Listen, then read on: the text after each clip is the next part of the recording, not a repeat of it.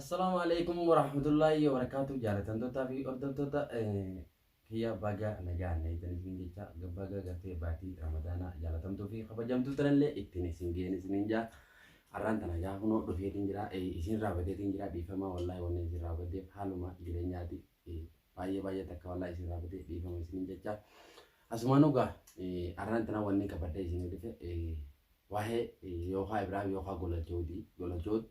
Maalirra jira akkuma beektan isinleen agartan jeyaada waanin gartee an amma kaasee isiniif himu osoo hin ta'in ni beektanii waan inni irra jiru dhugaa akkuma beekamu inni baay'ee takka bakka biiftuun akkuma beekamu sirriitti gootee saniin mucaan kunoo baay'ee takka dhukkubsatee sheekallee itti fidanii isheen illee bakka baay'ee takka quraana irratti qaree kunoonni kana nama harkaa utaala jechuudha asumaanuu baaris biyaanee fi gartee balloo shoollee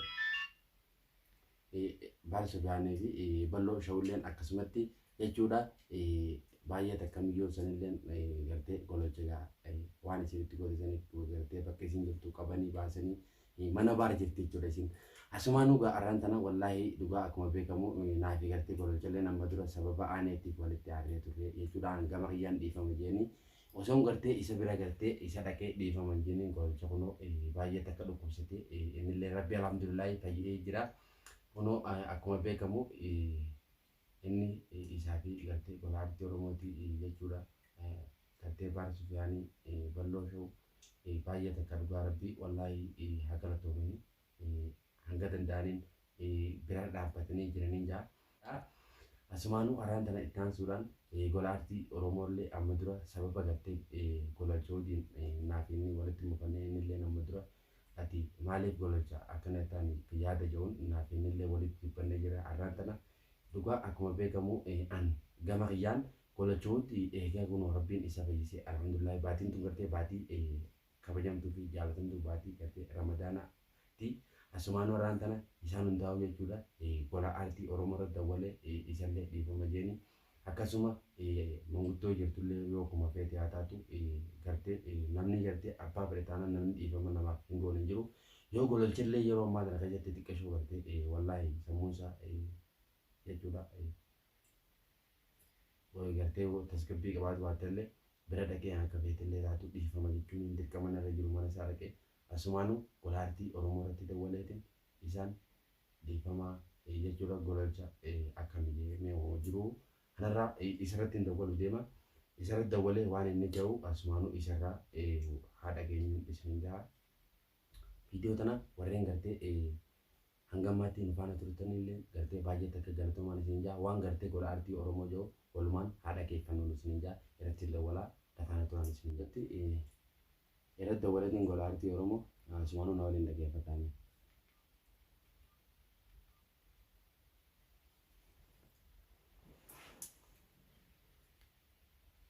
Waadaa garuu yaamaa jirti.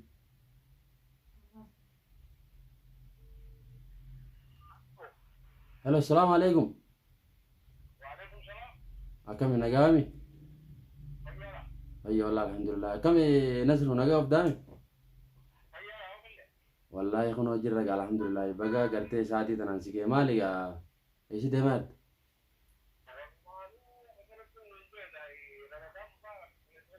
Asumaanuu gaa waalee kuma bibii kiyya gaa baga jiraattanii kanarraa gaa har'aan tana gartee wanni sii ta'e waleef kaa amma durallee gartee gololchaanillee walitti gartee aarree jirra asumaanattillee sababa gartee gololchaatillee xiqqeeshootillee galtee waliin mufannee jira asumaanuu gaa dhiifama siin jecha.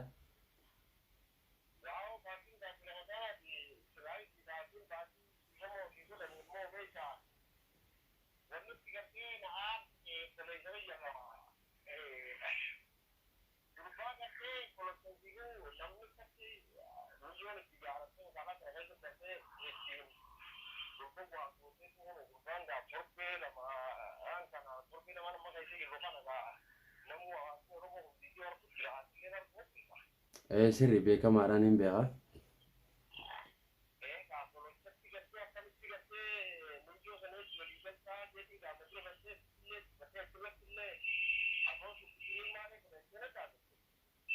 Dhugaadha sanillee jeetiin jira hangama qiyyaan garuu gosan keessatti wamaanaa reefiin sanumta jee kanarraa gartee baatii ramadaanaa turullee dhuftee jirti. angara gartee hordoftoota yookaan gara yuutuuba qiyyaatiin illee Oromooti gadhiifama jeeteen hin jira. Kanarraa garuu isin bira dhufeellee garuu dhiifama isin gaafanne har'aan tana gaawwanni dhufeef atilleen akka dhiifama naaf gootu gololchaa'uudillee yookaan Ibrahim asumaanuu dhiifamaan gaafadha jeetiin bar gama kan kee dawwalee baqa kunoo viidiyoo waraabaa jira. Kanarraa gololchalleen garuu baay'ee akka dhukkubsate inni kuni wallahi angama qiyyaan dhiifama godheetiif hin jira akka nama kamittu.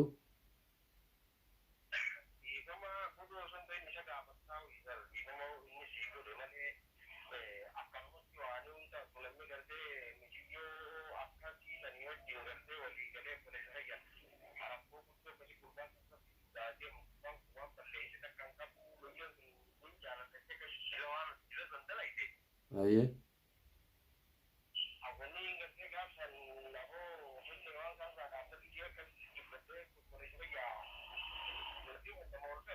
Aye.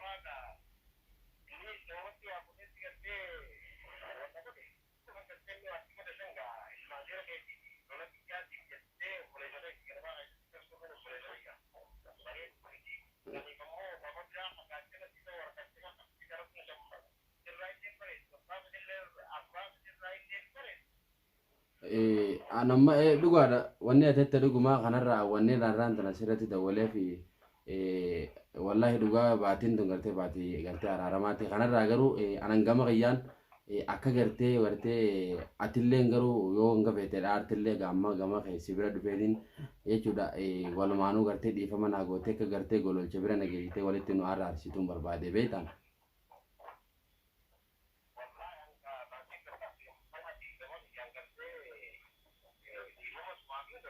Aye.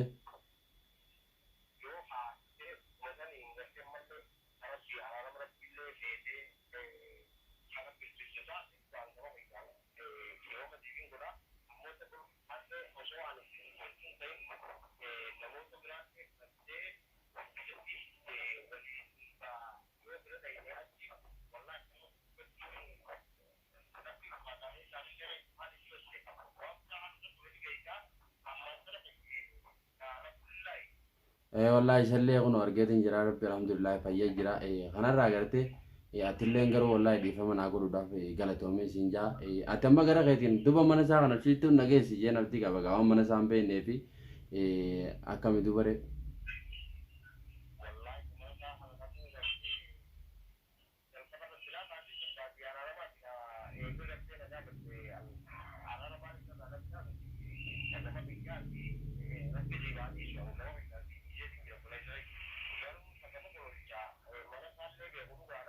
Aye.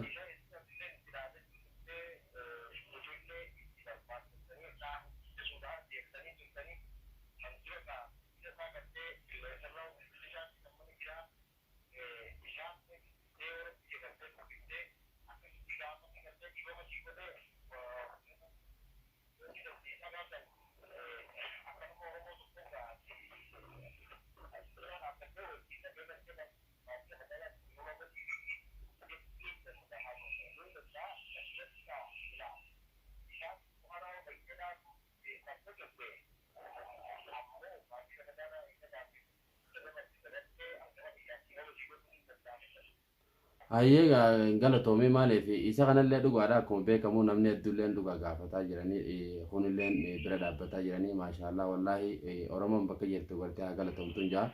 An akkama tokkotti isa kana gartee dhugaadha innillee waan ta'eef beektaa osoo hin siif himuun ta'in amma yeroo tammaa tana keessatti inni waan inni keessi tana nan beeku jeetiin ofirraa viidiyoolee waraabuu dhiiseetuma akkumatti itti dhiise yeroo ammaa alhamdulillah ililleen fayyee jira. Kanarraa kanumaafin bar tanaan si gaafadha jeesiif dawwale.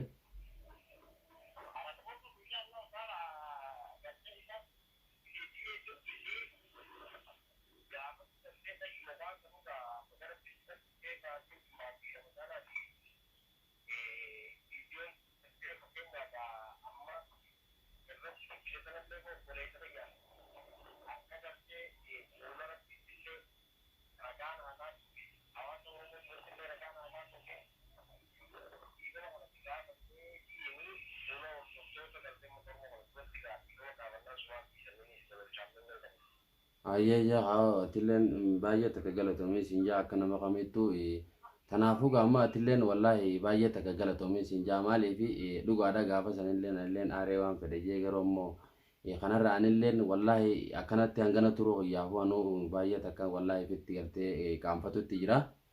Inni kun akkana dhukkubsatee tana keessa jiru garuu guyyaa tokko gartee dhaqee ilaaluu fi wallaahi naaf hin mijoonne bakki nan jirulleen bakka fagoo waan taateef. Inshallah rabbiin haa jawume haa yoo rabbiin gartee haala naa mijeesse haanillee bakkaan jiru tanarraa keetiin dhufee gartee isallee gartee manguddoodhaan araarfadhayyeen abdii qaban akka mataa qayyadha.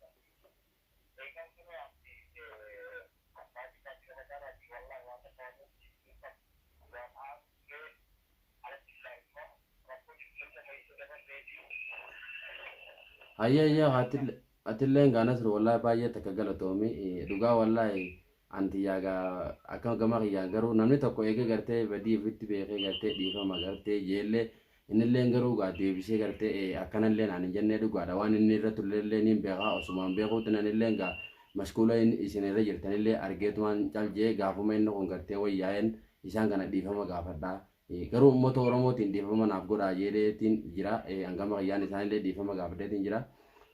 Inshallah European je nama furadheetiin anis hangaan danda'utti gartee walitti nu fayyiftanii jaan akka mataa jetti baay'ee takka naa galatoomin siin jaan ammoo akka mataa godhetti.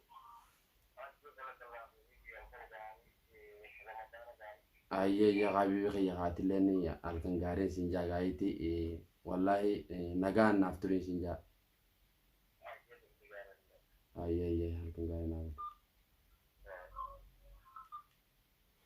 Asumaanuu gaa jaalatamtootaa fi hordoftoota keenya kunuu gola aartii Oromoo irratti dabalatiin asoosiisee jira. Waa inni ijawullee agartanii jirtanii dhugaadha akkuma beekamu anilleen amma dura isallee garuu isiniin as dhufeetiin dhiifama naaf godhaa Oromooti yanaatu balleessee isiniin jechuu ture. Kanarraa garuu inni kuni gola aartii Oromoolee waa inni kaase agartanii turtanii biiftuu bira deettee biiftuu wajjin isatti dhaabbataa turte maal jee.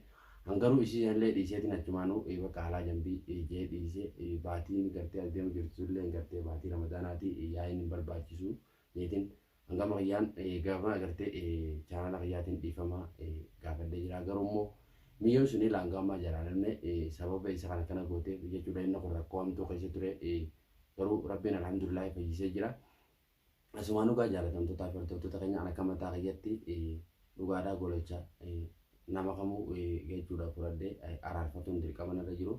Gola aartii Oromooleen ammaan tana hangama kiyyaan dhiifama siif godheetiin jira. Garuu miyyoo sun wajjin deemtee gaafa san akkanaa shugguxiin si keessa jechuu saniitu bakka kanan aarsee kanarraa wanni waliin fakkaatu dhaabbuu yaada jechuun jechuudha gaafa san si dubbadhee hangama kiyyaan dhiifama siif godhe naan jee.